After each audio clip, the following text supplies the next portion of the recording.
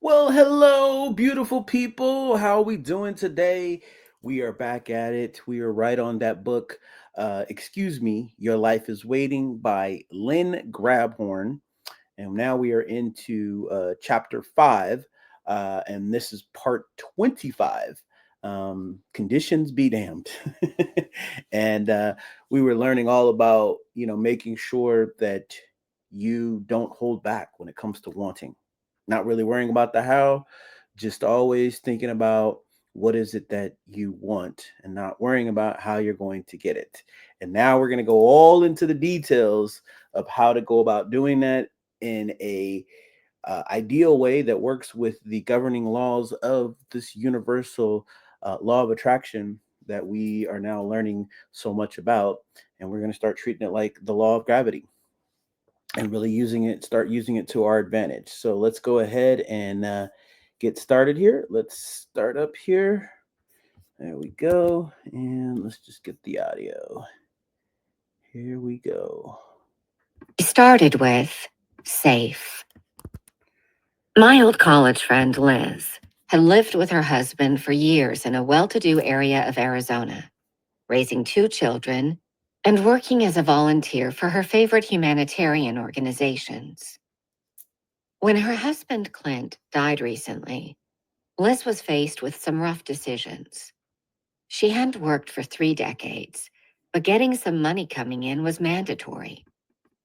The family had moved into a large new home only 3 years before Clint's death, a home that came with hefty payments, but very little equity, so that selling the new place to purchase a smaller one with smaller payments was not an option. The worst part was, Clint had left very little life insurance. Without warning, Liz found herself between a rock and a hard place. If she sold the house, there wouldn't be enough to buy a smaller one. If she kept it, she was facing payments she couldn't afford. Sure, the kids offered to help, but that would provide her with only temporary relief. Liz's one talent was her artwork. She was an accomplished watercolor artist, and her paintings of the Arizona desert were a delight to behold. She had never sold much commercially, except to admiring friends, but now she found herself with the enticing possibility, if not necessity, of becoming a full-time professional artist. Being a gutsy gal, she decided to go for it amidst protests from her offspring that she should find something more traditional, like a sales job with a local department store. Between what Clint had left her, their small savings, and what she borrowed from the kids, Liz had enough to keep her going for about a year. But every time we talked, it was, gosh, I haven't sold anything yet. I don't know if this is going to work or not. I've got to sell something pretty soon, or I don't know what I'll do. Hmm. Liz was not a student of flowing energy, nor did she care to be. She'd listen politely to my sometimes not so gentle suggestions that she stop focusing on her current negative conditions, lack of sales, and start focusing seriously on what she wanted and how that felt to her. Over and over we talked. Over and over, Liz would say, I don't think I can hold out much longer. I'm getting so nervous. I can't even concentrate on my painting. What am I going to do? I'm terrified. One day, I just couldn't hold back any longer. Acting out of good old tough love for a dear, dear friend, I started talking low, slow, and very firmly. Hmm. All right, my friend. If you want to sink your own ship, be my guest. I wash my hands. Enjoy your misery. And please don't call again with your problems. You could turn them around in no time if you'd stop belly aching. So whenever you're ready, give me a call. I mean it. No more calls until you're ready to take control. I felt like a heel, but I wasn't going to become another link in her chain of pain. For 3 weeks, All was quiet on the Arizona phone waves. When the call came, I could have cried. You win. I give up. What do I do? And she meant it. First, I got her talking about all the things she didn't want. That was easy. Lose the house, lose the respect of her friends and children, lose the chance to paint professionally. Then we started on the wants, piece by piece. We zeroed in on the house first, as that was the most pressing. That, and any other subject relating to money. Liz could speak of nothing else, because that's all she'd been thinking about. Her paintings weren't selling, so all the money was going in the wrong direction. Out. Okay, Liz. The first thing we're going to do is get you feeling good and vibrating differently. Feeling good? You twit.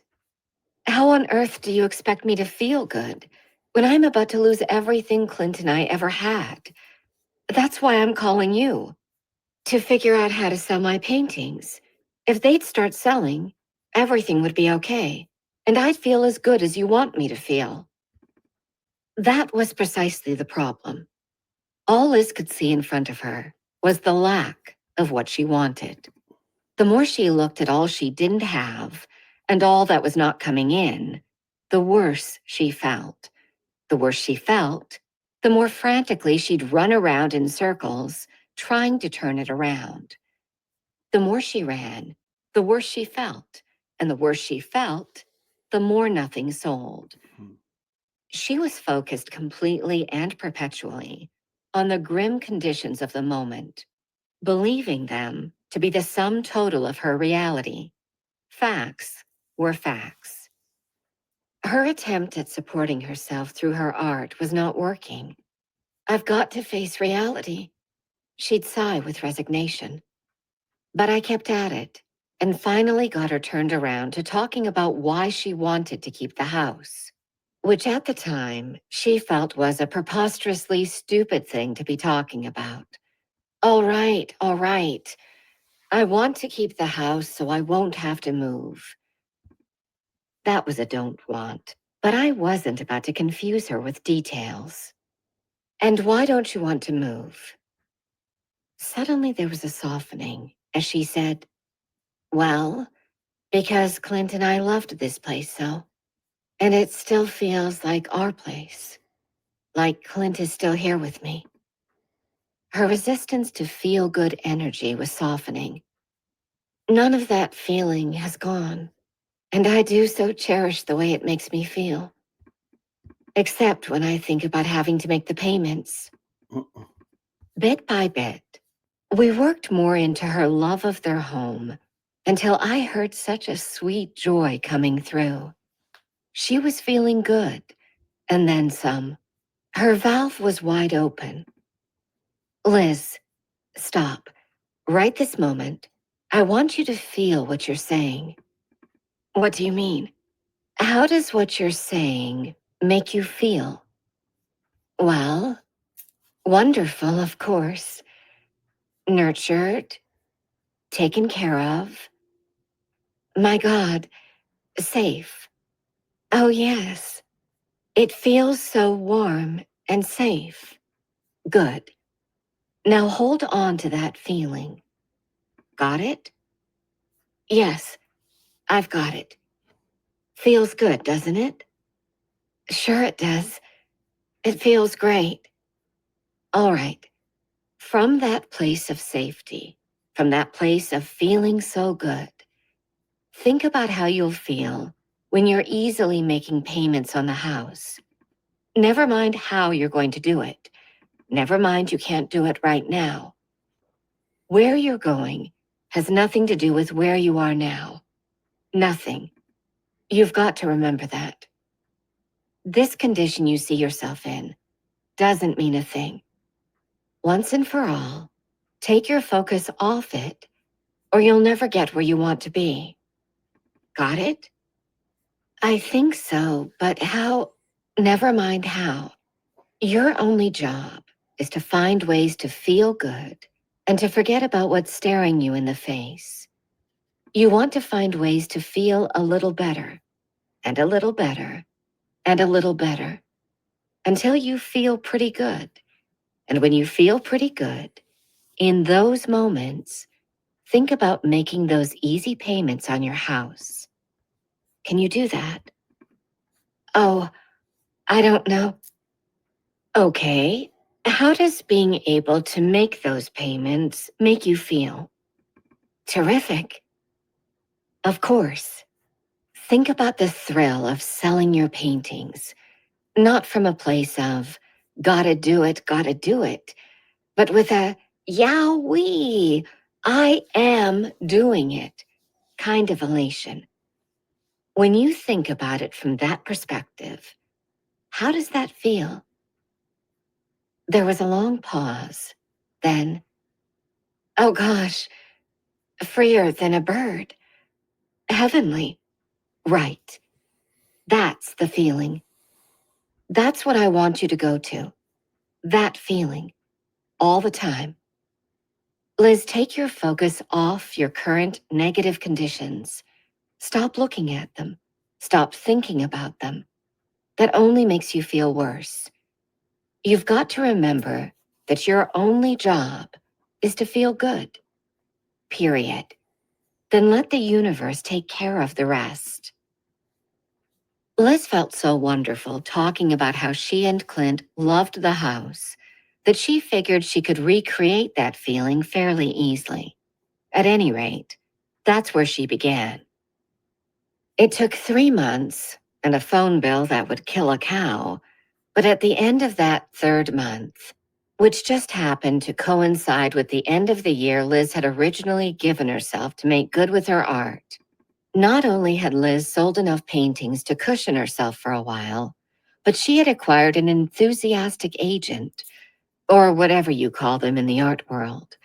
She was scheduled for her first local showing, and she had been commissioned, with a fair amount of dollars up front, to do a small mural in a private office building. Liz got the message and is now very careful as to how she flows her energy.